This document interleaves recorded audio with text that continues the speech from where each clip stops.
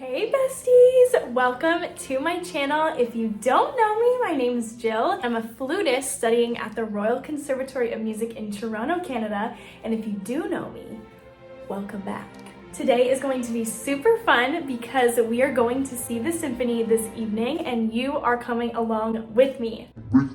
If you've never been to the symphony before, this video will give you a little bit of an idea of what to expect. And if you have been to the symphony before, then I know you love it, and that means you want to come with me. The first time I ever saw a symphony orchestra perform, I was in the 10th grade and my high school band had taken a trip to Pittsburgh, Pennsylvania to see the Pittsburgh Symphony Orchestra. That was a super life-changing experience for me. I loved it so much and I have loved going to see symphony orchestras perform ever since. But life-changing aside, it's also just an amazing way to spend an evening. It's a super fun way to get out in your community and support your local musicians. If you've never been to the symphony before and you don't know who your local symphony orchestra is, you might even have a couple because in Toronto we have a bunch, then head over to google.com and find who your local symphony orchestra is. You might have a couple, you might have maybe just one, or maybe there's one an hour away from you. Then head to their website and buy a ticket for a day that works for you and your friend or your mom or your brother. Or just yourself if you want to go by yourself, because that's super fun too. So let's talk about a couple things for first-time symphony goers.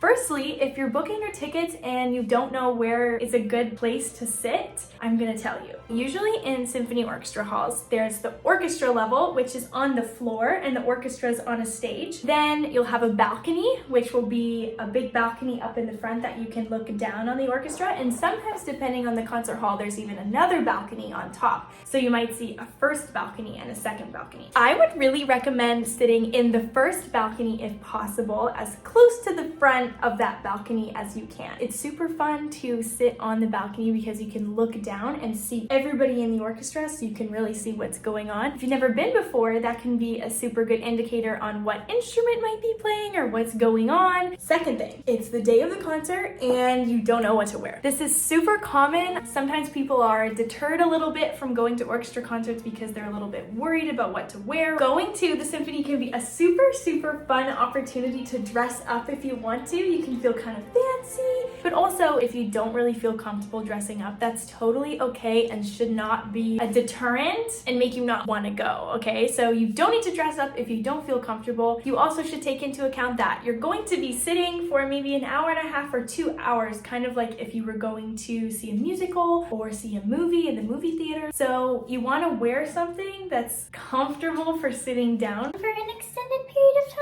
I live in Canada, so it's cold a lot of the time, and I would usually wear jeans and a sweater or something like that. So wear something that you're comfortable in. If you want to use it as an opportunity to dress up and maybe feel kind of fancy, you can. And if you don't want to, that's totally fine too. Third thing, another thing that I've heard that can be a deterrent for people who have never been to the symphony before is they don't really know when they're supposed to clap. Maybe you've been in a concert situation before where you went and they stopped playing and you were like, "Yay, good job!" But everybody looked at you and nobody else was clapping and you were like, "I literally don't know what's going on. Why aren't you clapping? I hate it here." So fair, because nobody explains these things. When you go to the symphony, the orchestra is going to play pieces that are 4 smaller pieces or 3 smaller pieces within one big piece. Usually you wouldn't clap until the end of the very big piece. So even though they're stopping in between each movement or each little piece, you wouldn't ideally clap in between those because sometimes it can interrupt the atmosphere that the musicians are creating. A way that you can know when you should clap is by looking at the program when you get there, which I'm going to show you when we go, which is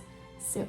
A final tip that I have, and I'll give lots of other tips while we actually go to the symphony and experience it together, is if you are booking your tickets and you see a bunch of names on there like Beethoven and Tchaikovsky, and maybe you've heard of those names or maybe you haven't, and you're like, "I literally don't know what any of these pieces are. How am I supposed to know what I want to go to?" Well, I would recommend looking up some of those pieces that you're seeing online on YouTube and seeing if you like them, or you can just totally book something random and see if you like it. I'm a musician myself, and I see a lot of symphony concerts, and pretty often when I go to the symphony, I'm seeing a piece that I've never ever heard before. That can be a little bit overwhelming when you're sitting there and you don't know what to expect. Something that helps me get through new pieces that I've never ever heard before is by looking at the program notes that the orchestra gives you, and I'll show you those when we get there because those are super helpful and they make it a lot more interesting. So it's almost time for us to go. The program that we are seeing tonight is at Roy Thomson Hall in Toronto, Canada, and we're seeing the Toronto Symphony Orchestra. The big headliner piece for this concert is Brahms' Piano Concerto No. 1, and there are also two pieces on the program that I don't know at all. I don't know the composers and I don't know anything about the piece.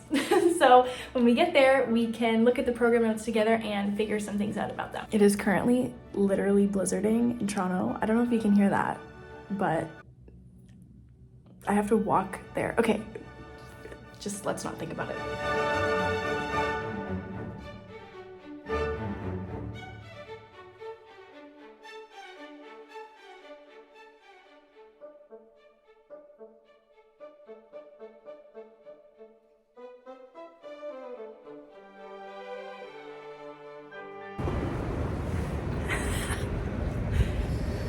My earmuffs are all messed up.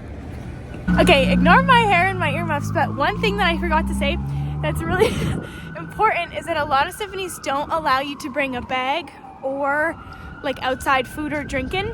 So double check with the venue before you go. Make sure you're not bringing a bag if they won't let you bring in a bag, okay?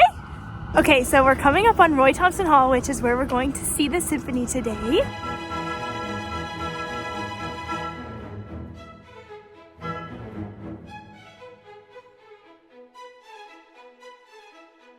Okay, so I made it inside the Symphony Hall, and now I'm gonna go find somebody that can help me figure out where my seats are.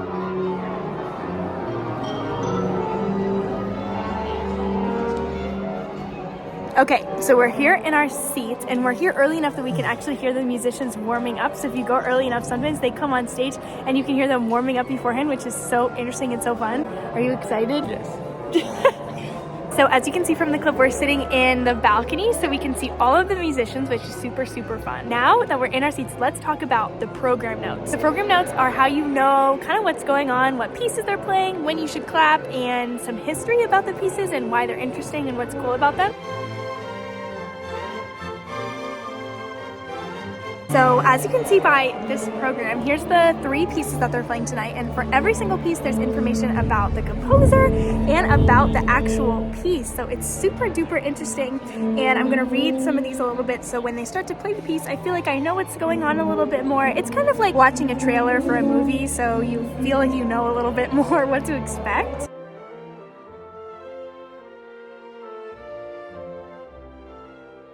Something that's super important with symphonies is that you turn off your phone when the actual symphony starts. Even if it's on silent, sometimes you can get like an emergency alert or something like that, or a notification that you're not expecting, or maybe you have your alarm on that you forgot about, and it can really disrupt a symphony. Sometimes they're playing something so slow and so quiet and somebody's phone goes off and everyone will be kind of mad. So make sure that you turn it off. I'm super excited!